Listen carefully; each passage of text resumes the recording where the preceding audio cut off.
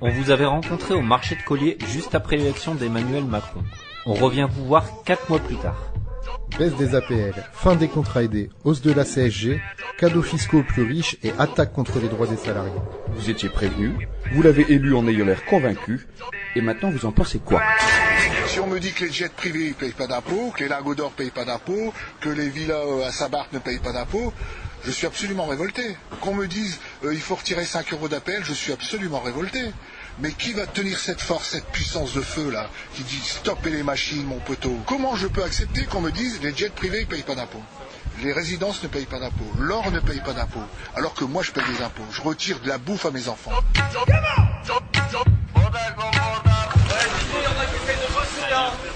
j'ai pas très envie de m'exprimer. C'est pour Radio Campus, on fait une émission sur le marché, on vient voir un peu ce que les gens pensent du président et de sa politique. Je sais pas où il va, on voit pas vraiment venir, mais ce qui vient, ça n'a pas l'air terrible. Il fait Robin des Bois, mais à l'envers. C'est le Robin des Rois. Quand il est capable de supprimer l'accessibilité handicapée dans les immeubles, par exemple, sous couvert d'économie, c'est quand même gravissime. Il y a plein de petites mesures comme ça qui passent et qui sont graves, je trouve. Parce que le but du jeu, c'est pas de faire des sous, c'est que tout le monde vive ensemble. 4 mois finalement, qu'est-ce que vous voyez pas tout ce qu'on a à payer? Je sais pas si vous vous rendez compte, des retraités, ça fait quand même beaucoup, hein. Ouais. Un petit peu trop dur même, hein. Alors Macron, faut plus m'en parler, hein. Non, c'est plus votre tasse de thé là, on dirait, hein. Non, plus du tout. Mais vous allez plus payer la taxe d'habitation. Ah bon? Il paraît. Oui, il paraît ça. Il paraît. L'année prochaine, il paraît. Moi, je crois ce que je vaux maintenant. Parce que tout ce qu'on m'a promis et que je n'ai pas eu, eh ben, quand on a travaillé toute une vie, pour après, quand on est en retraite, végéter, parce que moi j'appelle ça végéter. Alors, plus de vacances, plus rien du tout. Quand je travaillais, je ne pouvais pas aller en vacances plus de 15 jours, parce que c'est embêtant, les infirmières de nuit, il n'y en avait pas. Mais quand je suis en retraite, je ne peux plus en vacances parce que j'ai plus les moyens. Comme ça. C'est bien. Je suis tellement écœuré que maintenant, quand rien que d'entendre sa voix, je ferme le poste. Ça vous dire l'amour que je lui porte. Hein. Ah, votre sentiment a changé, hein. Vous étiez quand même un peu plus favorable, je me souviens, cet été. Oui. Oh, mais pas au printemps. Tout à fait changé, hein. Parce que je dis, la saloperie, il va tout nous bouffer. Là, mon sentiment maintenant. Au pays des promesses, on y meurt de faim. Est-ce que votre mari vous attend encore dans la voiture comme la fois dernière? Il est là. Ah, il est là. Ah, Jean-Marie. Jean-Marie, votre prénom, hein. On s'en souvient. Venez répondre à quelques-unes de nos questions, monsieur. Qu'est-ce que vous pensez de la politique de Macron concernant les retraités? Mal foutu, mal fait. Un peu... Les retraites ne sont même pas augmentées que les autres, ils sont augmentés. Non, ça fait 4 ans. Parce que eux les mecs là, ils sont bien payés. Tandis que nous, les moins payés. Et on paie encore des impôts. Des impôts, mais formidables des impôts, hein. 1800 € d'impôts, je paye. Alors, pas normal. Quand on est retraité, on ne doit plus payer. Hein.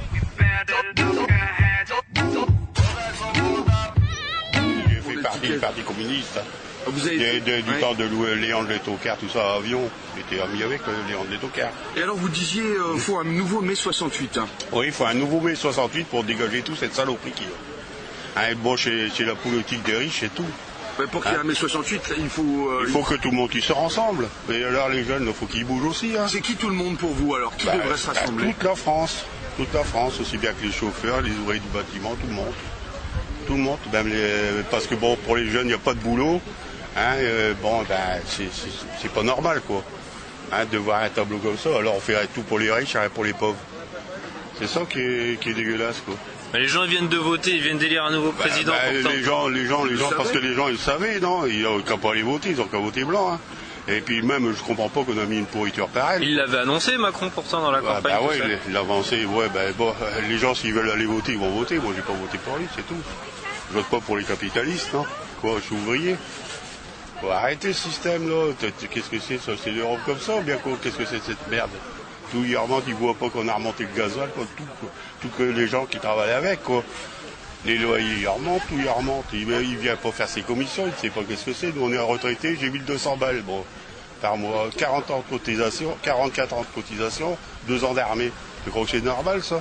C'est même pas la moitié qu'est-ce que je gagnais avant. Et puis on n'a jamais d'augmentation, rien du tout, les retraités. Alors eux, ils roulent là, comment? Ils vont à des yachts et des avions personnels et tout. Et toi, tu n'as même pas quoi de mettre de l'essence ou bien faut pas aller travailler, ça va pas, non? Il faut changer tout ça. C'est quoi, c'est vrai? Il parle que de Macron. Macron, qu'est-ce que c'est de ça? C'est lui qui vient des grandes écoles. Qu'est-ce qu'il a foutu dans sa vie? Lui, il n'a rien, il comprend rien de la vie. Il travaillait à la Banque Rothschild quand même. Bah, la Banque Rothschild, ouais, bien sûr, pour les riches. Hein. Il connaît, il vient faire le marché, lui. Il voit pas que tous les marchandises qui remontent. Il voit rien. Hein, mais bon, il vaut les retraités. Bah, les retraités, tout à l'heure, ils font les poubelles. Il faut arrêter quand même. Hein. Quoi, franchement. T'as déjà vu les retraités dans notre temps qui allaient faire les poubelles? Ah non, maintenant on les voit faire les poubelles pour quoi que c'est ça. C'est ça la France, bah mon vieux chapeau. Hein. Tout ce qu'on a acquis, ils sont en train de tout détruire. C'est vrai?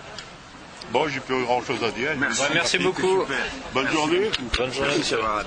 Non mais faut bouger les gars. Une gare, c'est un lieu où on croise les gens qui réussissent et les gens qui ne sont rien. Et si c'était ça la France qui se construit avec Macron? Ceux qui réussissent, qui écrasent ceux qui ne sont rien. À la gare comme au marché. Là, vous avez bien compris à qui profite cette politique. Pas à vous. La lutte des classes n'est donc pas morte. Et cette loi travail alors? Vous pensez qu'elle vous profite ou qu'elle profite aux capitalistes? Ça permet aux gens qui ont de l'argent d'investir. Finalement, pour que les gens travaillent, tout ça, c'est bien. C'est de bloquer tout, Mais faciliter les licenciements, par exemple, ça permet de donner du travail aux gens? Bah non, c'est pas faciliter les licenciements. Il ne faut pas que l'équilibre soit déséquilibré. C'est une excellente chose. Mais il ne faut pas que l'équilibre social soit déséquilibré. Les droits des salariés, il ne faut pas, au nom de la crise économique, empiéter sur le droit d'un salarié. Mais c'est ce qui est fait, là. Les ordonnances Macron, c'est exactement ça. C'est empiéter, baisser les droits. Oui et non. Parce que des fois, vous prenez des prud'hommes. Des fois, vous avez un artisan qui a un capital de 7 000 €. Il a un salarié, il a travaillé 2 ans chez lui. On a vu des jugements où le salarié il a obtenu 30, 50, 100 000 €. Pour des licenciements abusifs. Attendez, non monsieur. Non. Abusif, c'est vous qui le dites. C'est le tribunal qui a décidé et qui a eu une lecture qui était abusive.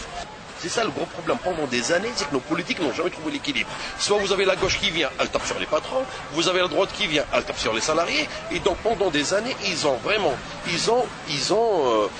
explosé ce pacte qui est nécessaire pour l'économie française. On est dans un pays qui est le 5e pays le plus riche du monde, il y a 9 millions de pauvres. Vous le pensez?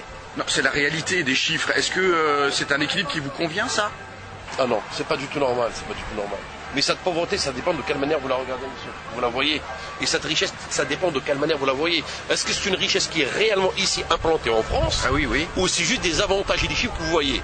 Est-ce que l'argent de cette économie, elle est ici, elle est investie dans l'économie française? Il y a énormément ou elle est ailleurs? Oui, il y a énormément de milliardaires, de millionnaires dans ce pays, en effet. Moi, je souhaite à tous les Français qui deviennent millionnaires et milliardaires. Le travail. Oh putain, c'est une escroquerie, c'est fini, c'est pas Google ou Facebook ou je sais pas, machin qui vont faire la loi chez moi. Je suis en France. Il y a des lois de travail qui sont là, qui se sont battues pour les toucher, les gars. Ils se sont battus contre le patronat. Là, je crois que je suis trop bon. Mais monsieur, quand même, comment voulez-vous que les entreprises embauchent si elles peuvent pas licencier, quoi? Alors, c'est ça. Dis-moi quand il pleut, t'es mouillé. T'as des questions cons comme ça souvent, toi? Bah, il y a des droits du travail, ils ont été actés, ils ont été votés, ils ont été arrachés au patronat. Ça marche là? Et un contrat gagnant-gagnant, c'est pas jouable? Les couilles, ouais. Là c'est bon aussi comme réponse là? Ça te va? La loi travail c'est zéro, ça c'est fait pas encore pour les riches.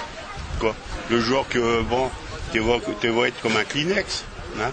Et le patron, il va faire qu'est-ce qu'il veut de toi, quoi. Ça va pas, il va te foutre dehors comme un Kleenex, c'est tout, quoi. Mais alors, ils nous disent quand même, laissez-nous finalement licencier plus facilement, comme ça on pourra embaucher. C'est de la vraie connerie, c'est de la vraie connerie, c'est fait pour les patrons, c'est tout. Alors les gros patrons, pourquoi qu'on leur prend pas aux gros patrons? Alors on fait des cadeaux aux riches et puis aux pauvres, qu'est-ce qu'ils font? Ils vont nous massacrer encore un coup, là. Vous n'acceptez pas cette politique qui va contre vos intérêts. 30 ans de libéralisation du travail pour créer de l'emploi et un chômage de masse qui enfle. Ça ne marche pas, mais on en remet une bonne couche. Aucun doute, les patrons sont au pouvoir. Mais alors, qu'est-ce que vous en pensez? Que pouvez-vous faire? Actuellement, ceux qui font grève, c'est tous ceux qui ne sont pas concernés par la loi travail, c'est-à-dire les fonctionnaires, la SNCF, tout ça, ils ne sont pas concernés par la loi travail. Puisque c'est des gens qui ont leur emploi à vie. Alors qu'ils arrêtent de faire grève, en plus c'est pas suivi. C'est pas suivi. Vous êtes d'accord avec Macron quand il les traite de fainéants là? Ah non. Mais là actuellement, je vais vous dire que tous ceux qui font grève aujourd'hui, monsieur, c'est ceux qui ne sont pas concernés par la loi travail. Alors il faudrait quoi? Qu'est-ce qui est souhaitable dans la lutte? Parce que là, actuellement, je vais vous dire, moi j'ai travaillé dans l'administration, j'ai fait grève, même 3 semaines, un mois. Alors vous voyez que j'ai perdu mon salaire et tout ça. Mais le problème, c'est que maintenant, les grèves qu'il y a, c'est tout par catégorie. C'est-à-dire les gens, ils défendent leur bibliothèque et ils s'en foutent de ceux qui sont à côté. Il faut que les gens se rassemblent. Bah oui, il faut que les gens, comme on a fait, mais enfin ça n'existera plus, 68, parce que les gens sont très individualistes maintenant. C'est des conneries, toutes ces manifestations. Il suffit, faites une manifestation fin juin, vous allez voir, en juillet elle n'est plus là. Faites une manifestation quand il pleut, les gens se battent. J'y étais, on était trempés, on restait. Et les gens, et Dieu sait que je suis maquillée, le noir coulait et tout. On y restait, mais ils s'en foutent. Et en vacances, ils croient que ça reprend en septembre. Alors en fait, c'est des moutons de panurge et quand ça s'arrête, ça s'énerve. Il faudrait que tout le monde arrête de bosser, même eux, sur le marché, tous. Nous les nounous, si on garde plus les bébés, c'est une horreur. Donc pour vous, la solution, pour qu'il y ait plus de justice sociale, c'est la lutte par l'arrêt du travail. Oui, il faudrait que tout le monde arrête de bosser. Vous avez des doutes sur la forme de la lutte à mener, même si vous êtes convaincu qu'il faut vous défendre. C'est par l'unité des luttes et par la grève que vous voyez qu'on peut gagner. Il était beau, jeune, dynamique et ambitieux. Il allait bien représenter la France. Il allait sacrifier les retraités, mais c'était bon pour les jeunes. Aujourd'hui, sur le marché de Collier, les choses ont bel et bien changé. Rappelez-vous la dernière fois où vous aviez l'air convaincu, il avait tout pour plaire. Allez, on vous réécoute, c'était il y a 4 mois. Première des choses, il est bien jeune, il présente bien l'image de la France. Non, ce que je voulais, c'est qu'il y ait du renouveau et qu'il y ait du jeune. Mais je pense qu'il y a des droits qui freinent l'embauche et que c'est important de peut-être ne pas avoir tous les droits, justement. Ici, quand j'ai voté la dernière fois, la première fois que j'ai voté Le Pen. Et la deuxième fois, je me suis repris, j'ai dit, non, je vais voter Macron. Hein. C'est la première fois que ça m'arrive.